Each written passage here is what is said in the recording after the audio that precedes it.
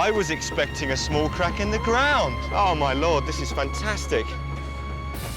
It's up there in the Hall of Geological Fame, I think. My Lord.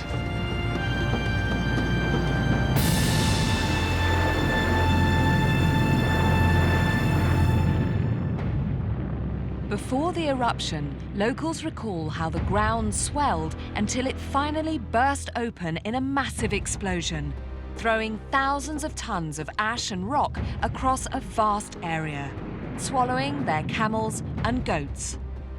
This vast crack in the earth is all that was left behind. To think this has happened, excuse me, I'm out of breath actually with excitement at this stage. To think this happened overnight.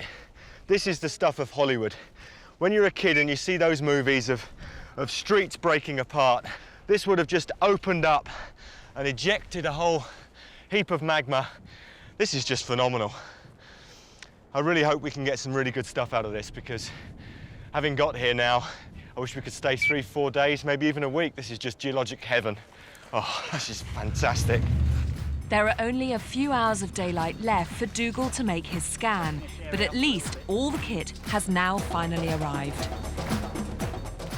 This unit here fires millions and millions of laser points in a 360 direction to build up a complete 3D picture of the landscape around it.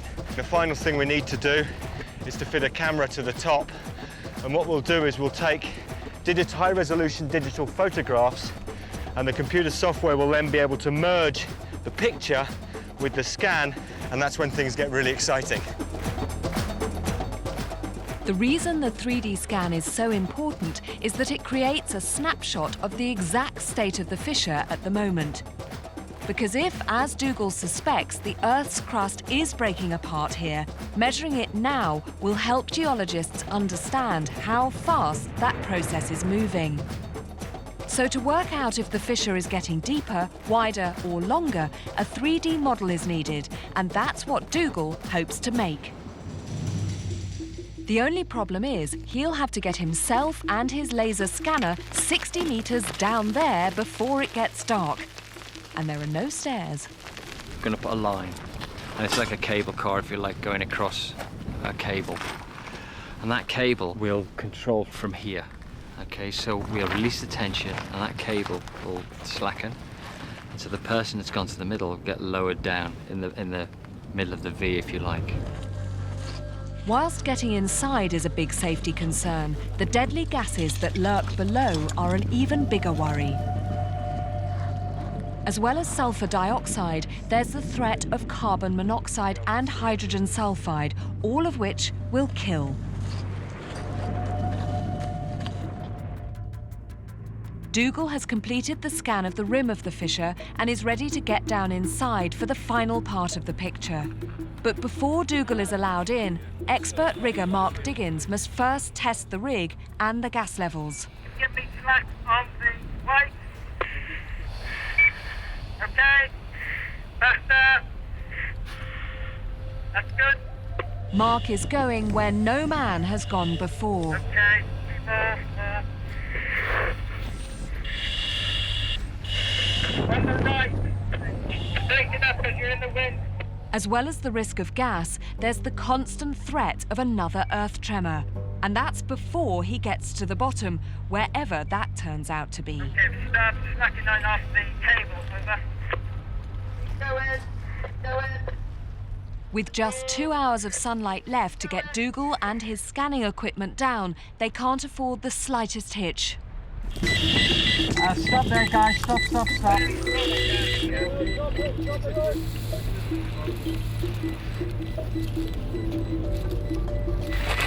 That doesn't sound good. I mean, one of his meters are going off. Mark, is that one of your gas meters alarm? Yes, it is. The alarm means there's deadly gas, but no one knows which one. I mean, there's a lot that could be going wrong down there. Look at the cable. Wait, I gotta focus for a sec. Okay. There's more people on the cable. Look at the smoke over.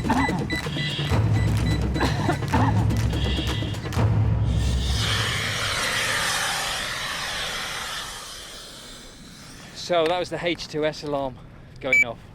So this is hydrogen sulfide, which is probably the one that's the most dangerous and the one that we didn't really want to be seeing on this. Hydrogen sulfide can kill with just one breath.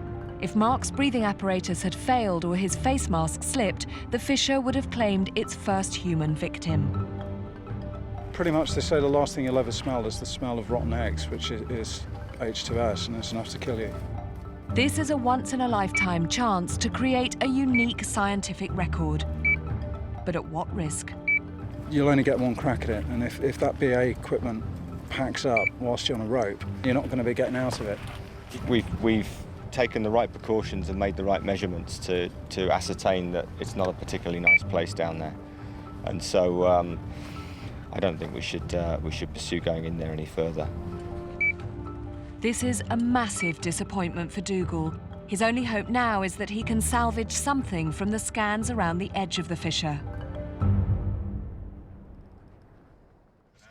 Hey, come and have a look at this. We just got the first scans up. I mean, it's raw data at the moment, but so, I mean, if this scan's worked, hopefully the other two have worked, and we'll basically be able to stitch all three together. I was worried for a few minutes there that we wouldn't get anything such a rush. today, It was such a rush. I mean, No, I'm happy for you guys. This is good. results, Steve. Good. Despite having to abandon the final descent, the scans from the edge have produced an almost complete 3D snapshot of the earthquake fissure, the first ever. Armed with this first baseline model, the rate the Horn of Africa is separating from the continent can now be plotted. But Dougal is not content with just one geological first. He has an even bigger target in his sights, a vast lava lake called Urta Ale, which Dougal believes will prove how incredibly thin the Earth's crust here has already become. I feel a celebration.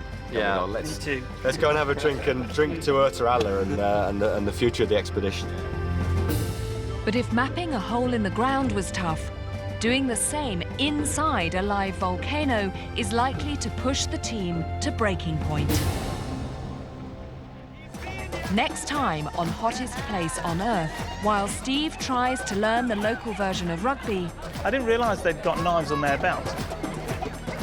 my concern over the way the women are being treated comes to a head. There's men everywhere just listening in. Don't you dare give away our secret. Mukul has to deal with a major medical emergency. He's got a very loud heart, ma'am. Oh my golly. I've held dying children, and it's a terrible, terrible thing. And we have to make some tough decisions about how far we go in helping the Afar people. Basically take the child and the mother by force, but this really is a matter of life and death. And Dougal takes his team on a voyage into the unknown. Oh, listen, this is huge. A daring assault on the oldest active volcano in the world. Smoke me a kipper, I'll be back for breakfast. All of us understood why the Afar think that this is the gateway to hell.